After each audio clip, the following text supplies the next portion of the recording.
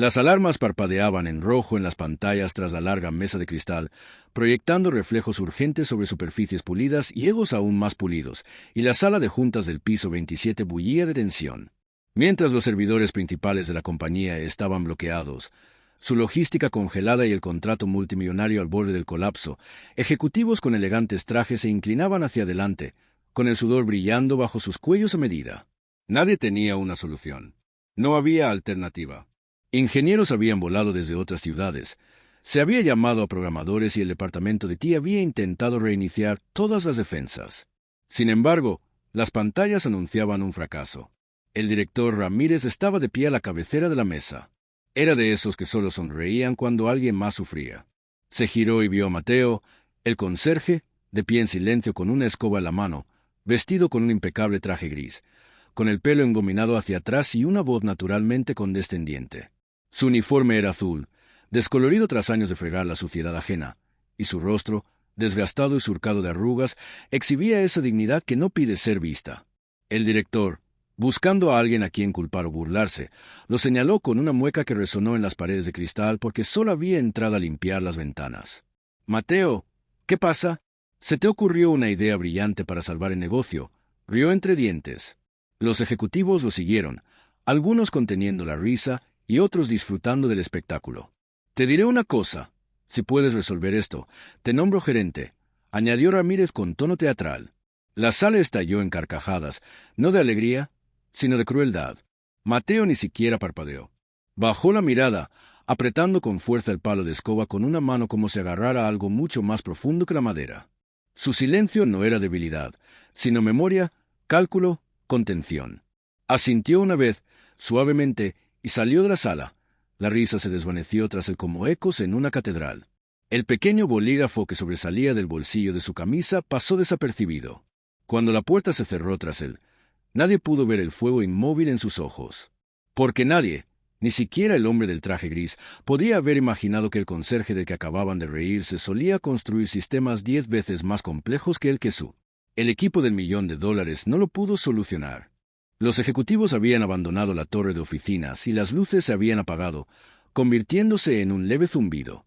Sin embargo, los códigos de error parpadeantes en rojo seguían danzando en los monitores de la sala de juntas acristalada como fantasmas inconexos. Mateo abrió un cajón que no había tocado en años, 2 pisos más abajo, en una zona de mantenimiento junto a un armario. Las páginas de un cuaderno de cuero desgastado estaban llenas de diagramas que antaño le valieron ovaciones de ingenieros y aplausos en auditorios. Los bordes del cuaderno estaban desgastados por el tiempo y la esperanza.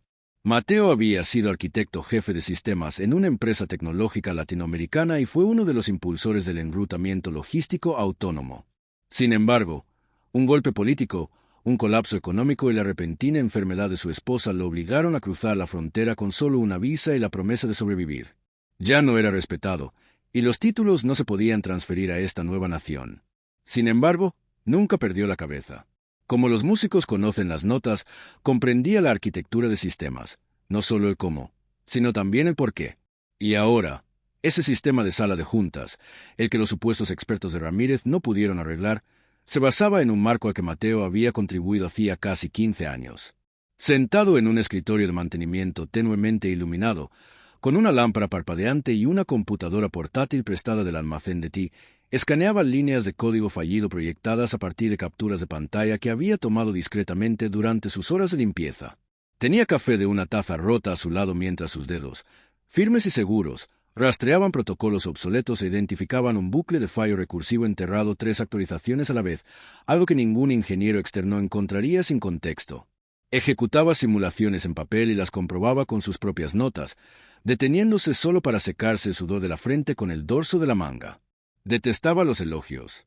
No quería venganza, porque los sistemas, como las personas, fallan cuando se descuidan durante demasiado tiempo. Quería restaurar su funcionamiento. En algún momento entre las 2 y las 4 de la madrugada, rodeado de silencio y placas de circuitos, Mateo se recostó y exhaló. Él lo poseía. La respuesta.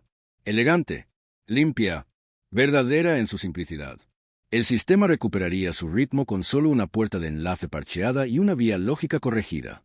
Escribió, Mateo R., solución implementada pendiente de reinicio del sistema, en un papel. 4:12 a.m.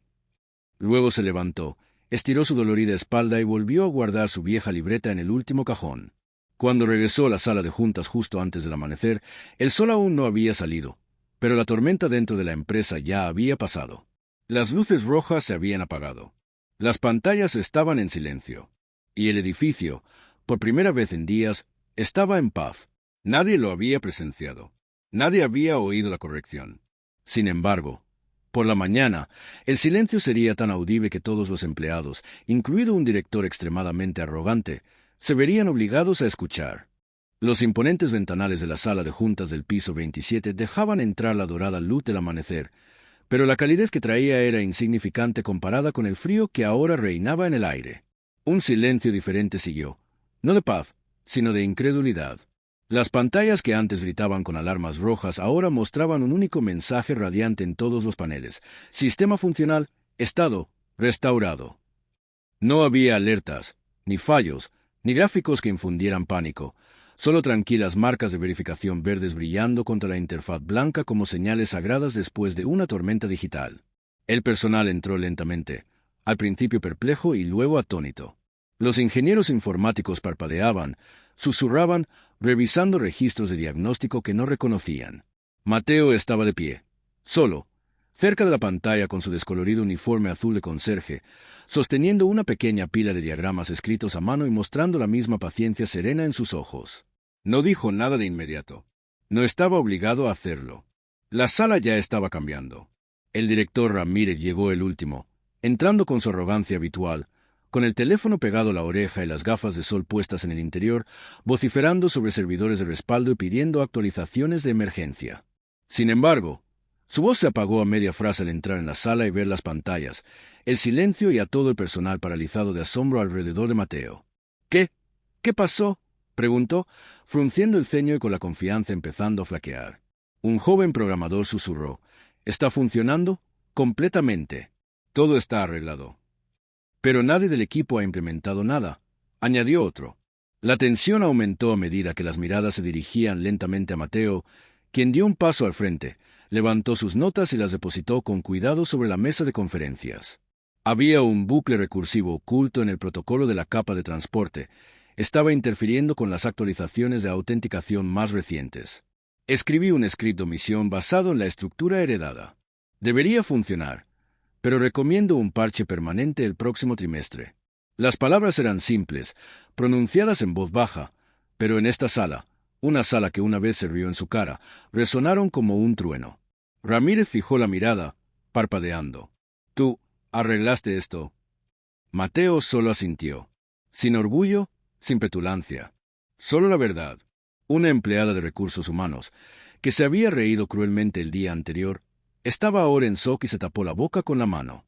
Ahora, casi avergonzada, la ingeniera que había dudado de la presencia de Mateo asintió. Ramírez rió torpemente, intentando recuperar el control del momento. «Bueno, quiero decir, claro, si usted lo dice, pero estoy seguro de que ti también tenía algo funcionando anoche». Pero su voz se apagó cuando el técnico jefe lo interrumpió. «Nadie lo tocó, señor. No hay registro de actividad de nuestra parte. Esto era todo suyo».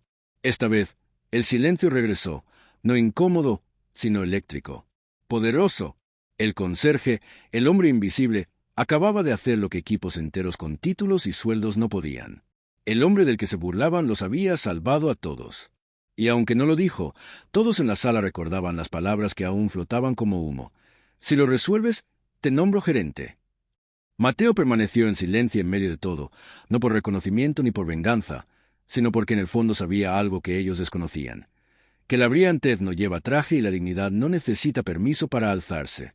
La sala de juntas parecía un tribunal por primera vez en la historia de la empresa, y Mateo, aún con su uniforme azul de conserje y sosteniendo el mismo cuaderno lleno de líneas de código y soluciones demasiado elegantes para que incluso sus mejores ingenieros las comprendieran, era el centro de todas las miradas, de cada respiración y de cada latido de la sala.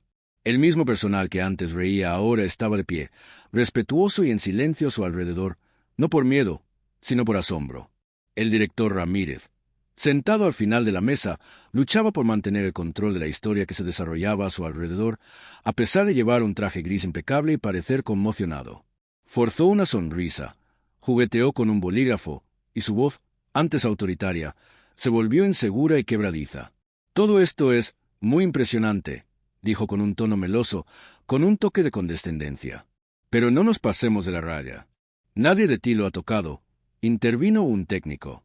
«Estoy seguro de que alguien de ti». La corrección de Mateo es el único cambio que se registró. No solo lo resolvió, lo documentó, lo probó y lo estabilizó.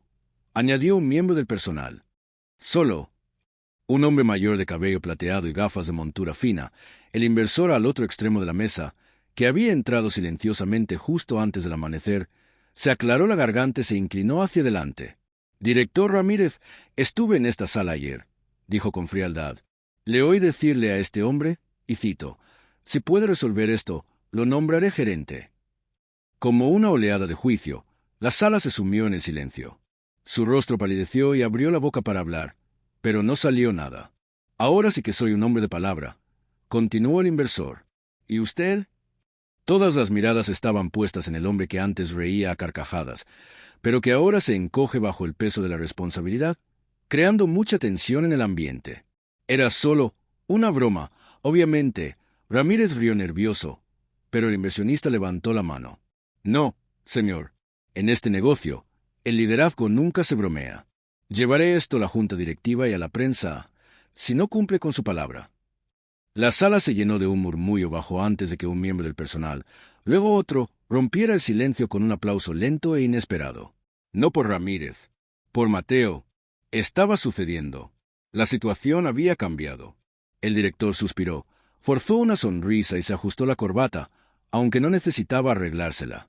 Dijo, casi en un susurro, «Bien». Luego, más alto, mientras las cámaras de los medios internos comenzaban a grabar. «Mateo, por tu contribución, te nombro gerente de operaciones con efecto inmediato». Y con eso, el hombre del uniforme de conserje creció un poco más, no por el puesto, sino porque la verdad innegable era que el valor nunca proviene de la ropa, la clase ni de los despachos. Más bien, proviene del carácter, la dedicación y la valentía. Ahora, un aplauso sincero y sonoro llenó la sala, y la voz de Ramírez se desvaneció como un rumor que ya nadie creía. Mateo estrechó la mano del inversor, saludó cortésmente al personal con la cabeza y se dirigió a su nueva oficina, escoba en una mano, placa en la otra, símbolo de quién había sido y en quién se convertiría. Suelas de goma contra el mármol, ruedas de conserje chirriando levemente detrás. El sonido de pasos por el pasillo ejecutivo solía pasar desapercibido. Ahora, esos mismos pasos detenían la oficina y luego la ponían en pie. Mateo entró en la sala de juntas no como el hombre que antes había limpiado las ventanas, sino como el gerente de operaciones, cuyo nombre ahora estaba grabado en acero pulido en la puerta de su oficina privada. En cambio, vestía un impecable traje azul marino, camisa blanca y zapatos negros. Su andar era firme, modesto, con la misma confianza serena en sus ojos que antes se había confundido con su misión. Quienes antes lo ignoraban ahora se pusieron de pie, no por orden, sino por instinto, cuando entró en la sala. La sala se llenó de imparables oleadas de respeto, de ese que no se puede comprar ni forzar. Un joven conserje, de apenas 22 años, con el mismo uniforme azul que Mateo, pasó detrás de él con un carrito de fregona. Mateo se detuvo, se giró ligeramente y asintió respetuosamente. El joven se quedó paralizado, atónito, luego sonrió y asintió con la cabeza, con los ojos brillantes. Lo decía todo. Al fondo de la mesa, sentado pero visiblemente encorvado, estaba Ramírez, el antiguo rey de este espacio, ahora destronado no por un escándalo ni una fusión, sino por el hombre al que más subestimaba. Aunque el traje de Ramírez aún lucía caro, su rostro había perdido su brillo y parecía desgastado, expuesto e irrelevante. Ya no era la voz de la sala, ya no tenía peso, y Mateo ni siquiera tuvo que decir nada para explicarle por qué. En cambio, se dirigió al personal con claridad, amabilidad y determinación, describiendo un nuevo sistema de colaboración, transparencia y apertura a ideas de todos los orígenes y puestos. Habló como si conociera tanto la planta ejecutiva como la baja. Había recorrido en silencio cada pasillo, vaciado cada papelera y estudiado cada sistema, y ahora estaba listo para liderar con la mente y el corazón. El inversor que antes exigía responsabilidades ahora permanecía en silencio y sonreía, como si fuera consciente de haber apoyado a la mejor persona, no solo a la indicada. Mateo se quedó junto a la puerta al finalizar la reunión y todos los presentes le agradecieron no solo por arreglar el sistema, sino también por recordarles lo que implica el verdadero liderazgo. Y cuando fue el último en quedar, de pie solo en la sala que una vez resonó de risas a su costa, miró las pantallas, ahora estables, ahora tranquilas, y susurró una sola palabra: limpio. No por los suelos, sino porque la justicia finalmente había invadido cada rincón de aquel lugar. Y desde ese día, cada vez que Mateo entraba en la sala, la oficina se ponía de pie, no por el traje, ni por el título, sino por el hombre que una vez sostuvo una escoba en una mano y la brillantez en la otra.